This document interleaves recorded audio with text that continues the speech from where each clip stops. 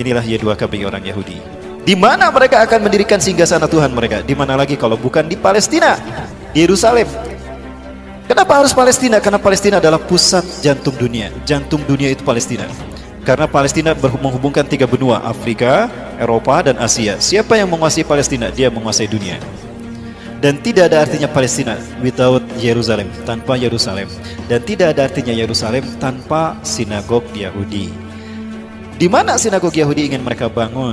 Di atas Masjidil Aqsa, kiblat kita yang pertama.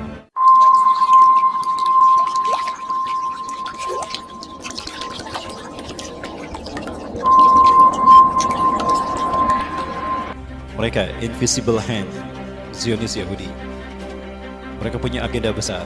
Nah, nggak boleh ada yang menghalangi agenda besar ini. Namun agenda besar ini sudah dibuka terang-terangan oleh Donald Trump. Inilah agenda besar, inilah final dari Zionisme internasional. Berdirinya sinagog Yahudi di atas Masjidil Aqsa. Ya, kan itu puncak gerakan Zionis. Zionisme itu adalah kembalinya Zionis Yahudi ke Bukit Zion, kembalinya bangsa Yahudi ke Bukit Zion. Ya, kenapa harus ke Bukit Zion? Karena the God who's waited, Tuhan yang mereka tunggu-tunggu akan segera turun di Bukit Zion. Karena milenium ketiga ini harusnya singgasana Tuhan berdiri bagi mereka di tanah Syam, Palestina. Tapi sampai sekarang sudah 300 terowongan dibuat, gempa sudah diuji cobakan, kok nggak hancur-hancur tuh Masjidil Aqsa?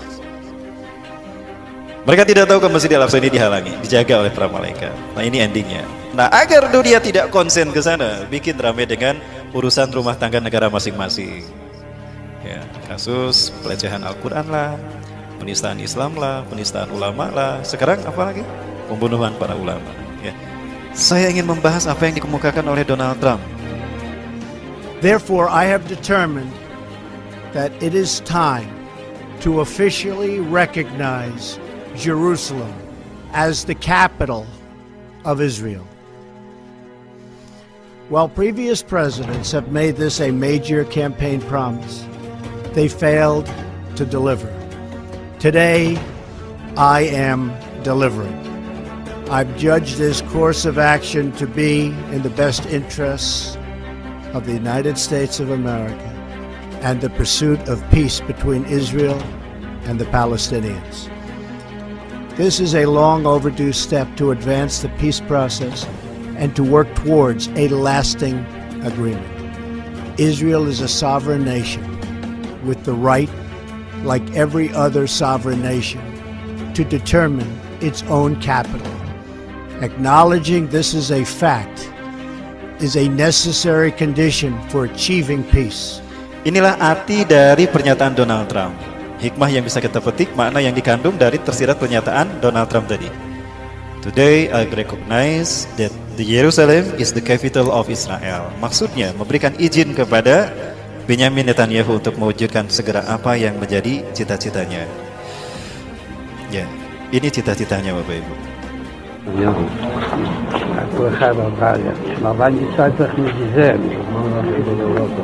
זה ברכה בהצלחה, שתפלא ובתושיע, באתי לבקש את זה, בכל העניינים, גם הלאומי. בזמן שישראל לאחרונה נמצאו כמה עניינים, פתחו כמה. מה שרואה עוד, וגם משהו שעדיין משאיר ליבו, אז הייתה מה שהוא ומה ידיעתו. ועושים.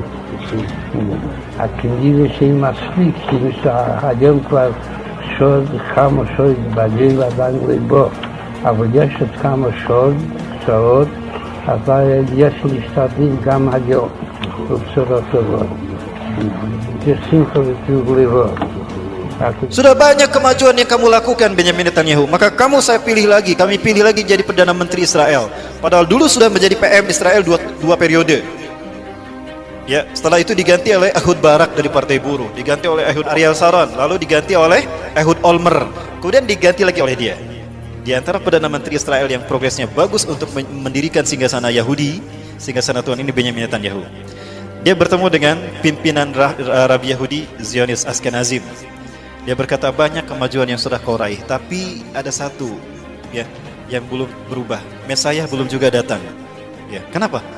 Itu kan kata-katanya. משהו לא יאות, וגם משהו שעדיין משאיר ליבו. אז הייתה משהו ממה ידיעתו. ועושים. Bapak Ibu yang dirahmati Allah, Zionis Yahudi punya ambisi untuk menguasai dunia. Ini sering saya sampaikan, The Jericho Project, program yang pernah ternyata diakui oleh seorang misionaris di Indonesia. Saat itu dia terang-terangan, setelah masuk Islam, kita tablik akbir bersama di Sumedang. Beliau menyampaikan, Ustadz, apa yang Ustadz sampaikan betul. Itu rahasia kami sebetulnya.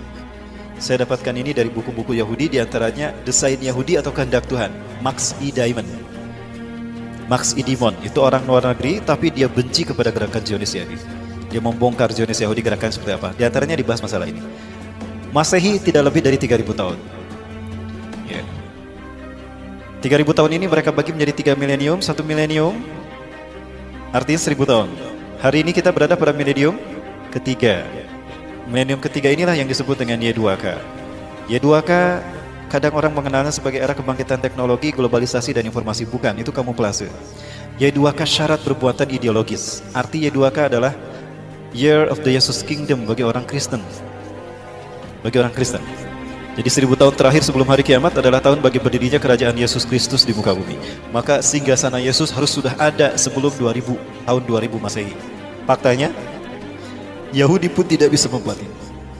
Ya. Bagi orang Yahudi sama. Ya. Dengan pemerintahan pusatnya, agenda-agenda negara di dunia harus sesuai dengan agenda Yahudi. Jika berseberangan, habislah nanti. Indonesia, shadow government-nya juga.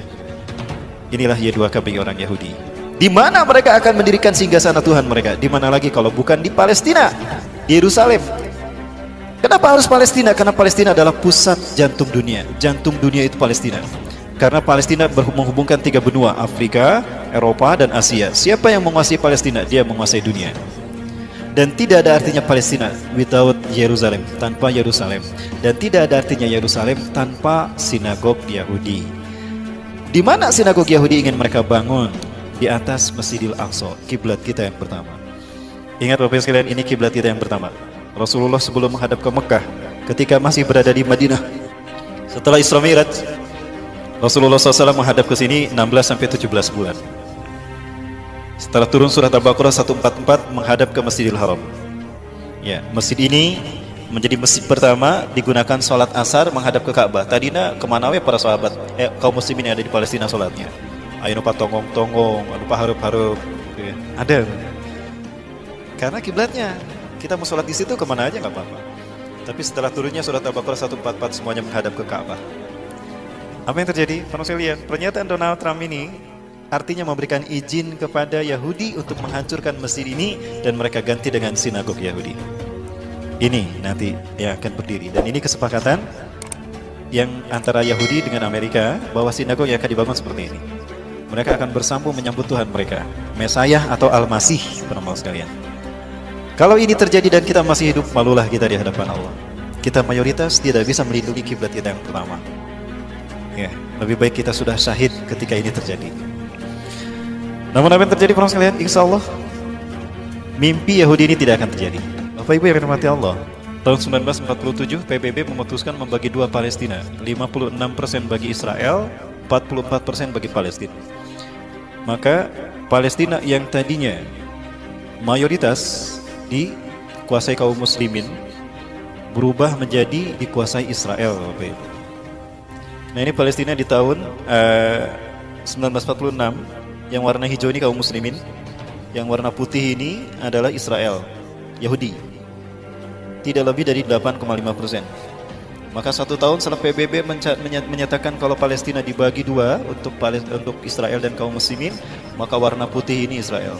Setiap bulannya 1.000 sampai 5.000 orang Yahudi diungsikan setiap bulan ke Palestina. Terjadilah okupasi, perampasan wilayah. Kaum muslimin yang mempertahankan rumahnya dibantai, disiksa. Habislah para sekalian. Ya, dan hari ini bisa kita lihat Israel menguasai Palestina. Dari 12 provinsi di tanah Palestina, tinggal 1 provinsi yang belum dikuasai mereka, Gaza.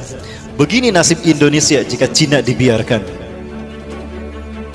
Ini nasib umat Islam Indonesia jika Cina dibiarkan. Dan sekarang 70% tanah di Indonesia milik Cina.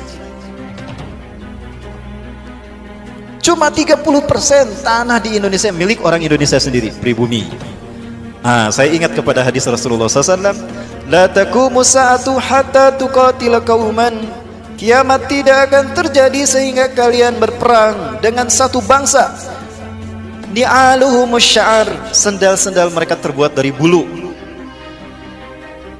Wala taqumu sa'atu, dan tidak akan terjadi kiamat hatta tuqatilu qauman sigarul ayun, mata mereka sipit. Juluduhum ahmar, kulit mereka merah. Zungfal unuf, beda irungnya. Wa wujuhum kamlanjanil mutraqah, wajah mereka bulat seperti tameng yang terpotong. Kira-kira bangsa mana? Merinding Bapak Ibu, kiamat sudah dekat. Allahu Akbar.